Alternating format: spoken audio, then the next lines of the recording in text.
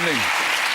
And welcome to Have I Got News for You. I'm Michael Aspel. In the news this week, on a team-building weekend in the Lake District, the staff of the Sunday Sport newspaper are encouraged to bring their girlfriends along.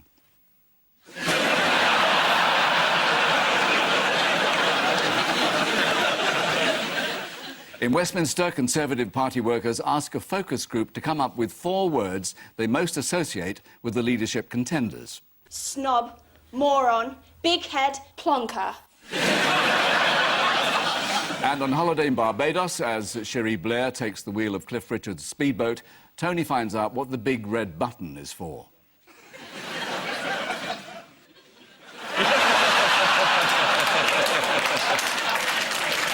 With Ian Hislop tonight is a journalist and writer who said in a recent interview, what's wrong with Britain today is that we're all too sexually frustrated, too fat, too unhappy, too depressed and too old. Yes, that covers all of us, I think. Please welcome Will Self.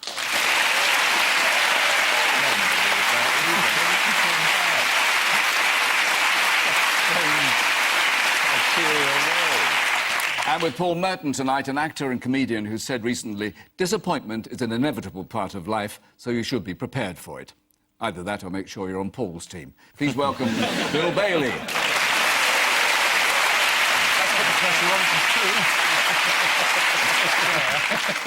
And we start with round 1. Ian and Will, take a look at this. Sven-Göran Eriksson, chairman of the 1922 committee. Announcing the second leg of the Tory Cup. Yeah. There's the Cameroons. No, it's the Davis. David Davis. She's not going to be leader again, is she? No, she's marrying Liam Fox. Oh, right. Him. And there's the Sandeman's Portman. There they go. There they go to the dustbin of history. It is like Groundhog Day, isn't it? You wake up and you think, oh, it's the Tory leadership election. Who's up this time? Oh, some men I haven't heard of, never mind. But you're not giving us your expertise on this, Will, because...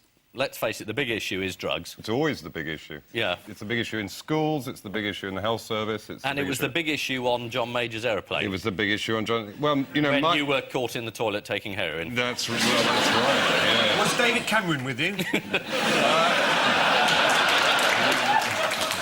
I tell you, the big problem is that I told the truth. If I'd lied, I'd now be forming my second Tory administration.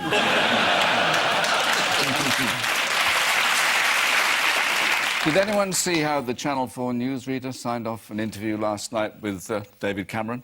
No. No. He said, David Cameron there on policies and on drugs.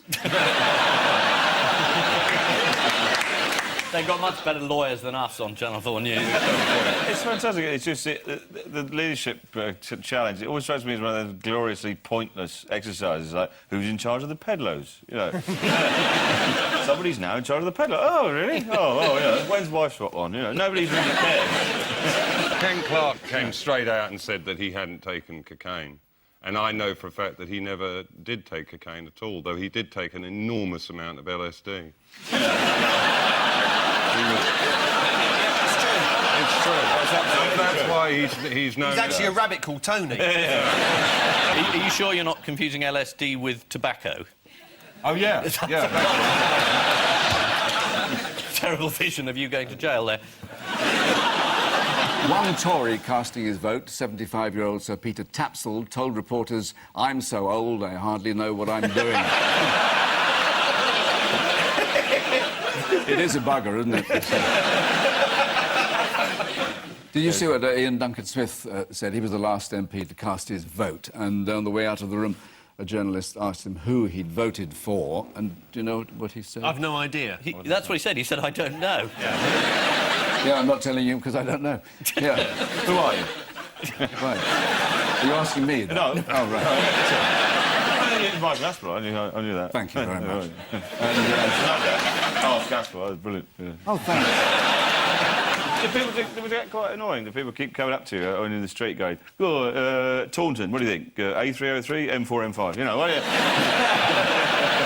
Mercury, what's all that about? You know, they're getting really annoying after all. This is, of course, the first week of the Tory leadership contest, which saw the early exit of the big beast. On the day his defeat was announced, Ken Clarke was well gutted, as we can see here.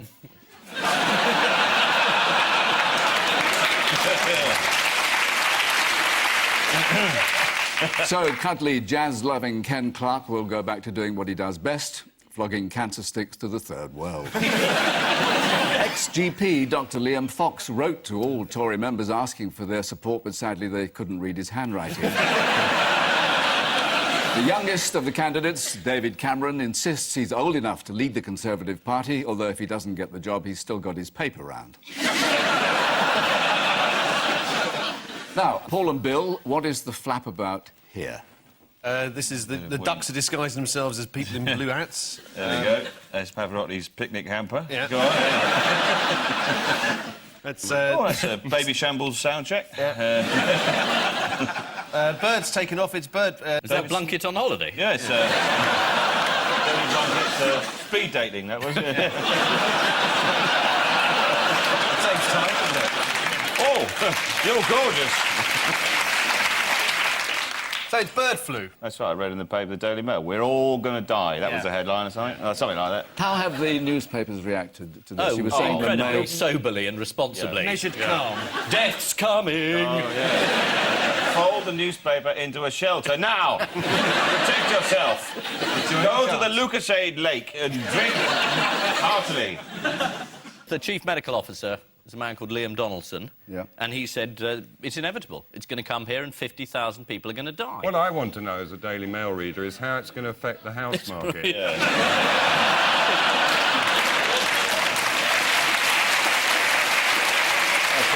Up, down. I mean, you don't know which way to turn. You have birds as pets. You've had a Yes. cockatoo, haven't you?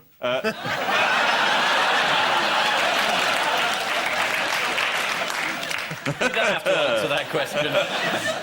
Do I have to ask Aspel about that? Yes, I've got two cockatoos actually. Yeah, since you asked, they're in a lead-lined bunker, but they were rare rescue birds. We've sort of taken them. I was going to say under our wing then, but. And under what sort of emergencies are they trained to rescue people?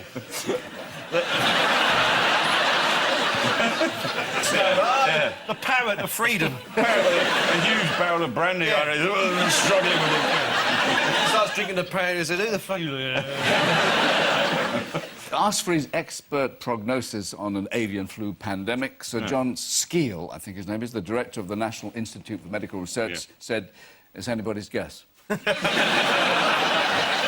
thank God for experts, eh? Yeah, Right. reassuring. Do you think there was an amusing quiz show just before the Black Death where everyone was going, ha ha, what a laugh, eh?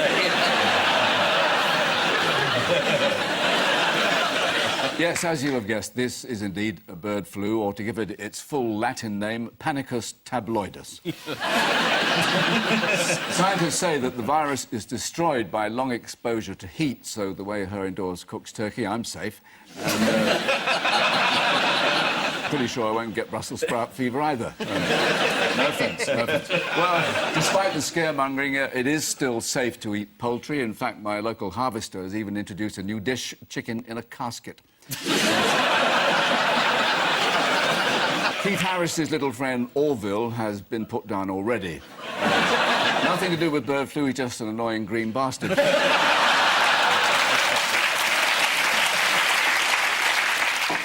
And so to round two. Clues to a story of the week come in the form of black and white footage. You could say the clips are antiques, and I'm going to show them to you, so I've called it... the old clips round. Here's your first old clip, Paul and Bill. OK, this is the late Princess Margaret, when she was a boat. Oh. Ah, yes. Michael Wynne. Oh, what's that man got in his mouth? It's a gun boy. I think Michael belongs to Michael Winner. I think this is about being a millionaire, and you need more than £1 million to live a millionaire lifestyle. 2.6 million, to be precise. Or somebody said 3, but I Well, think no, they rounded upped up. it. Yeah. They upped it. They got anxious. They said 2.6 and everybody roared with laughter because, as I'm sure you all know, the capital return is about 3.5%, which would only give you an income of 80,000 a year, and they claimed you could have a 5-bedroom house and a flat in Saint-Tropez and 2 staff. Remember, of 80k a year, which is frankly ridiculous. You don't have to read the Daily Mails. No, that's a load of bollocks.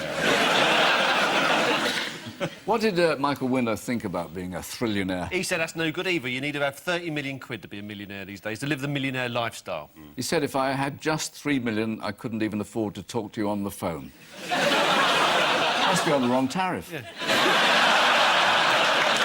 I think he's actually said, if I had only 3 million quid, given how ugly and obnoxious I am, I never would have had sex in my entire life.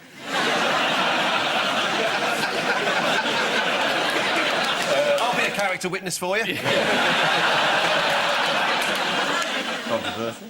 And Peter Stringfellow got in on the act as well. Know what he said? No trainers, he said. Yeah, he also said you need £15 million to buy a couple of decent houses, a yacht and all the trimmings, and he added, I'm planning to live well into my 90s. Oh, dear.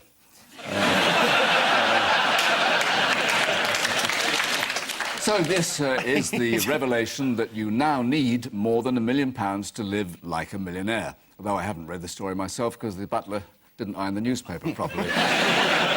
Christine Hamilton told the Daily Express, even with $1 million, I'd never give up my TV work. Oh. Well, tell us, Christine, how much would it take, and we'll have a whip round.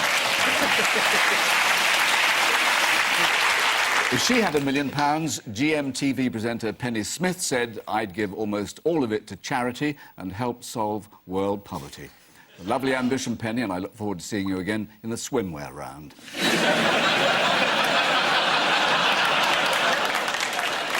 Did you ever do Miss World? He won it 3 times. I never did Miss World. I was Miss Uruguay, but...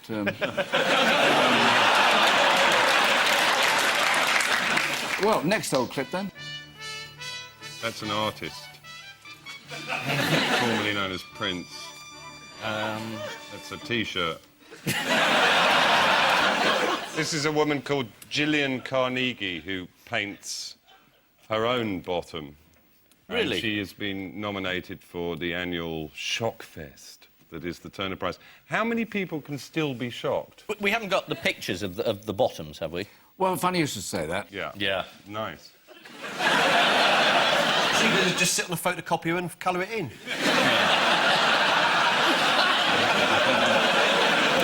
What is shed boat shed? Well, shed boat shed is something. There's this guy Simon Starling, and he's got this shed, and he turned it into a boat, and then he turned it back into a shed, and then he turned it into a scale model of you, and then he turned it back into a shed again. Shall we see it? Yeah. Not during the U phase. That's the shed. No, that wasn't. How does this turn into a boat? No one's actually witnessed the in-between stage. No. He's just put an old shed up, isn't he? Yeah. And then he locks the door, wheels a boat in. Goes, Yeah. ta-da! Yeah. Yes, it is the nominations for the Turner Prize at Tate Britain, which has this year been even more controversial than usual, as they've included a painting. It actually looks like something. The creator of the exhibit, Shed Boat Shed, Simon Starling, said, my work is the physical manifestation of a thought process. Yeah, well, so is this, mate.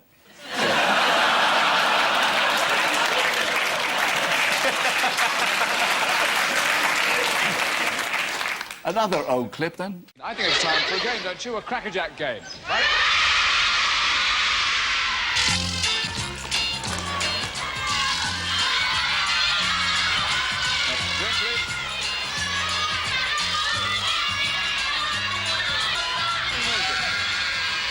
I think those are live pictures. I think bird flu's already mutated. And that's how it's being carried towards us. If you see a child with webbed feet comes towards you with a plastic cup on the flipper, you're a goner. Is this how they used to vote for who was going to be the leader of the Conservative Party? This is about Dick and Dom, isn't it? Using in a bad grammatical language. It is. The question is, what are the BBC going to do? Yeah. They are keeping a close watch on the use of bad grammar so as not to undermine standards of English. What do you reckon? Bollocks. I had this girl the other day, it's brilliant. She said, I so not want him not to not fancy me. I know exactly what she means.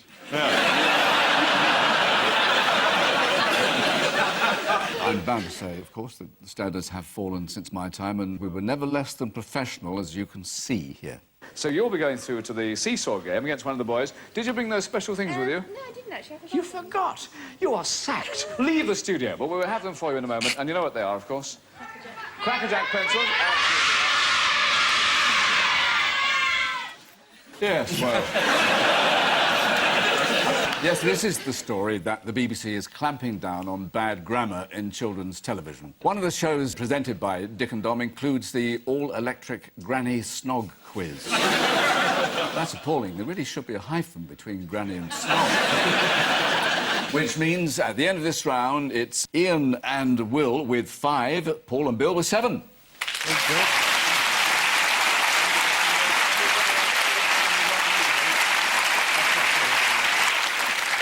Round 3 is the odd one out round. Ian and Will, your 4 are Scotty from Star Trek, Thomas Hardy, Hunter S. Thompson, and the man who invented the Frisbee. These people had their ashes blown into space. Scotty wanted to finally go boldly where no one had been. And Hunter S. Thompson, who's I think one of your heroes, he blasted his remains on a rocket. Space, yeah. Well, Thomas Hardy couldn't have had his remains blasted into outer space, Yes, could he could. He died in 1925. Yeah, but they could have done it recently. They could have done it last week on the new Chinese probe, couldn't they? You could have said in his will. Thomas Hardy's the odd one out. Why? Because all the others have been blasted into outer space, and Yeah. he instead was buried under a horse. They all had unusual funeral wishes. Unusual funerals. Except Thomas Hardy, who was buried against his wishes in Westminster Abbey. Well, let's talk about Scotty, shall we? That was James Doohan. Doohan previously said of Star Trek co-star William Shatner, I wanted to thump him on more than one occasion, he's a big fathead. The whole thing was powered by this kind of, you know, Gordon Brown, Tony Blair sort of frisson, animus between them. Over who would control the dilithium crystals. Yeah. That's where the power is. Yeah. Amazing. Ed Hedrick was the inventor of the Frisbee. What did he want to happen and what happened? To be flattened into a disc form and hurled into... Yes, that's Is that right. Well, His it's ashes- funny you should say Yeah, that. His ashes were made into commemorative Frisbees. Here you are. So how did the Frisbee begin life? It was a pie dish. Yep. Made Can I have a by... point? Yep. In my sad little mind, I'd quite like to win. Would you see a picture of Hunter S. Thompson being blasted out of a cannon? Yeah. Yeah, that's what he looked like. Which important political acquaintance did Thompson have? George Bush, he said some very, very scurrilous things about George Bush, in fact. If what Thompson said about Bush, he was insignificant in every way, and consequently I didn't pay much attention to him, but when he passed out in my bathtub, then I noticed him. I'd been in another room talking to the bright people.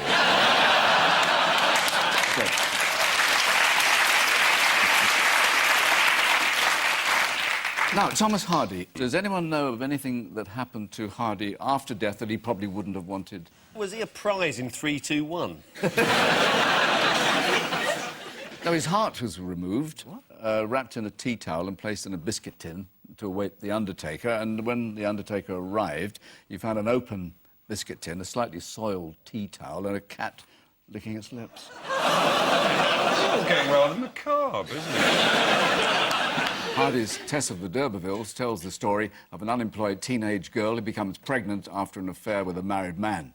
Typical Wessex girl. It is not known how Frisbee inventor Ed Hedrick died, but it's believed he probably caught something that was going round. Paul and Bill, you're 4, the G8 leaders. Yes. Simon Singh, Princess Diana, and Bayern Munich fans. Simon Singh, is he a performance artist of some kind? No, he's a scientist. He's a scientist, OK. It's a lyrical question. Ah, OK. Songs. The lyrics to Candle in the Wind were adapted to include Diana. So it's about songs being adapted? Well, there were songs rewritten at Live 8 because it was G8. Yeah. So some people changed their lyrics. Sting is I'll be watching you from every breath you take, right? Yes. Who is this geezer, Simon Simon Singh? Singh is a scientist who took offence at the lyric that Katie Melua sang. He wrote a letter to The Guardian complaining about the line, "We are 12 billion light years from the edge. That's a guess. No one can ever say it's true, but I know that I will always be with you." He rewrote the lyrics. "We are 13.7... billion light years from the edge of the observable universe. That's a good estimate with well-defined error bars. And with all the available information, I predict that I will always be with you.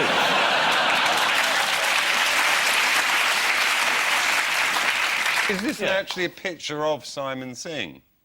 That's him writing the letter. He finds writing very difficult. Oh, yes. That's him having several million volts of electricity passed through him. In order to encourage him to not take everything literally. The answer is they've all been responsible for song lyrics being rewritten, apart from Bayern Munich fans who haven't yet got their wish. They were planning to record a German version of Three Lions. How do England fans plan to endear themselves to the German fans at the World Cup? They're going to lose. summer?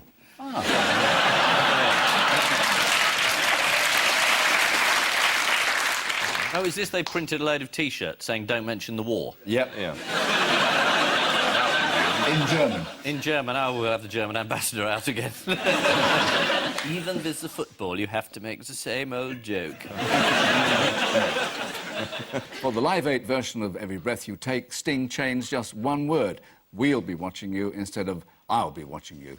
You must have been up all night. And not for the first time. Cosmologist Simon Singh was deeply annoyed by Katie Mallua's suggestion that we are 12 billion light years from the edge because we are actually 13.7 billion light years from the edge. Mr. Singh has also concluded that it's not actually a long way to Tipperary and that, and that technically Gloria Gaynor won't survive.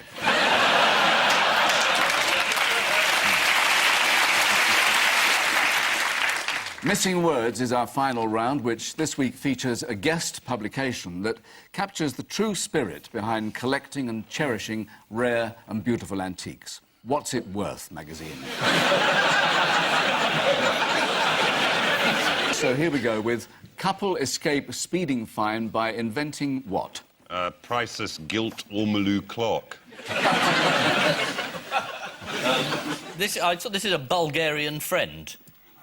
They told the police we weren't driving. It was this bloke we met in Bulgaria. And then they flew to Bulgaria And sent a postcard to themselves saying, having a lovely time, wish you were real. Yes, the answer is a Bulgarian.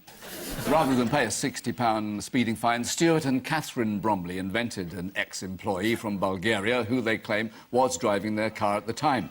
They even took a 3,000-mile round trip to Bulgaria in order to send a postcard from the fictional driver. They were fined almost £11,000 more than the original speeding fine. Remember, these kind of crimes are rare, so don't have nightmares. Next, I am what, and I do not what. I am a mole, and I do not live in a hole, contrary to public perception. It's I'm President of Iraq. Yeah. Yes. And I do not recognise this court. Word for word, excellent. Yeah. Largely. And he wouldn't recognise the court, because there's no blood on the walls. Nowadays. He's up now, isn't he? He's up for trial. Yep. And it'll take more than inventing a Bulgarian to get him off this. Next, collectors of old radios say what? We've wasted our time, our money and our lives. The answer is we're not in it for the money. Next, imprisoned pagans allowed what and what? Bed and breakfast. Constable Jerome. Yeah. Is it Dick and Dom? Bed knobs and broomsticks. Wands and wine. Oh. Despite being allowed to use wine and wands in their ceremonies, pagans in prison will be banned from fortune-telling. Well, prison is the last place you'd want to hear the words, you'll be meeting a tall, dark stranger who has romance in mind. Next, what makes bride's mother blush? Overt sexual references by Vicar. The menopause.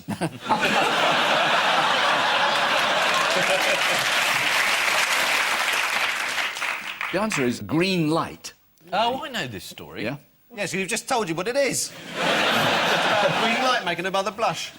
No, but he said their mother was a local councillor, And there was a traffic scheme for emergency services to have all the lights on green. Yes. In an emergency, but she thought, it's my daughter's wedding, I'll have them all on green. Next, what surprisingly made in Derbyshire? Anne Widdecombe. Unpleasant remark. Yorkshire. Al Jazeera Christmas special. They're everywhere now. Everywhere. Right, to give up? Yeah, I give up, all right. He's turned nasty. I trusted you. It's Cornish blue. Yes, this is an article in What's It Worth magazine, again, which helpfully tells us that Cornish blue pottery was manufactured by a man called Green in Derbyshire. That brings us to the end of the show, and the final scores are as follows. Ian and Will have 10, whereas Paul and Bill have 10. Wow.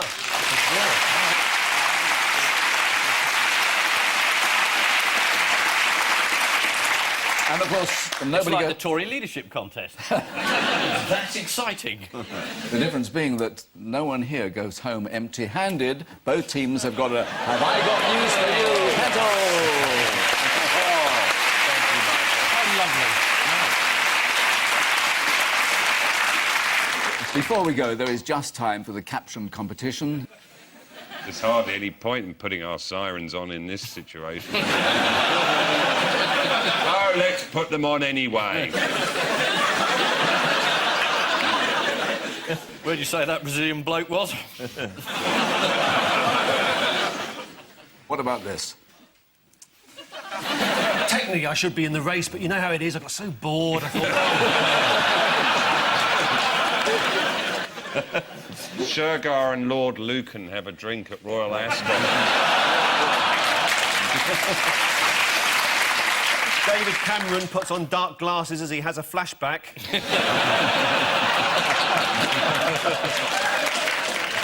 On which note, we say thank you to our panellists, Ian Hislop and Will Self, Paul Merton and Bill Bailey. And I leave you with news that at a pro-celebrity golf tournament in Florida, there's a setback for one player when his caddy forgets to bring the oxygen cylinder. At Blackpool Tower, there's yet another failed suicide attempt for Britain's unluckiest man.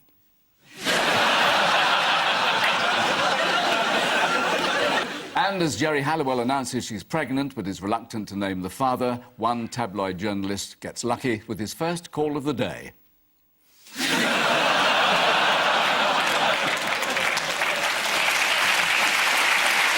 Good night.